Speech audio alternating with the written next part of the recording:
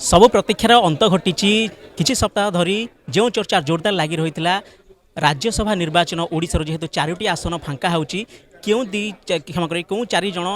पुणी थे राज्यसभा को जीवे पूर्वर स्पष्ट होता अंक अनुसार बीजेपी दुईटी आसन तो पक्का थिला एवं बीजेडी गोटे पक्का बोली कहुला एवं आज बीजेडी सुप्रीमो नवीन पट्टनायक जितेबाला प्रार्थी घोषणा कले दुई जन प्रार्थी ना घोषणा कर डॉक्टर संतृप्त मिश्र जहाँ नाम पूर्व चर्चार रही है आउ जड़े होती मिलित भाव प्रार्थी से होती डॉक्टर दत्तेश्वर होता जहाँ नाम चर्चा होता कारण जदि सीधासलख कहवा तेरे जितेबाला घोषणा कले नवीन बाबू दत्तेश्वर होता नाम से कहले सीधासलख कमन भाव पठा किंतु स्पष्ट करा जाई नाही जे कहा सहित कमन करा जाइछि तथापि दुईटी प्रार्थी ना बर्तमान सामना को आसी एवं तांकर जहाँ कहवा कथा राज्यर समस्त स्वार्थ आग को दिल्ली दरबार में उठेबी जेहेतु मु भल भाव जानी बीजेडी को धन्यवाद देती नवीन बाबू को धन्यवाद देती जे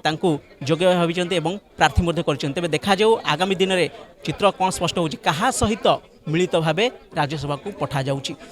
सेपटे अंपटे जो देखा राजनीति चित्र जो स्पष्ट हो आसी आगामी प्रार्थी जिते घोषणा करा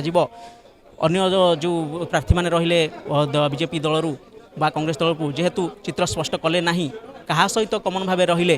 तेणु आग को निश्चित भाव रोचक दृश्य देखा मिलिବ बोली अनुमान करा जाउछि। भुवनेश्वर कैमरामैन प्रताप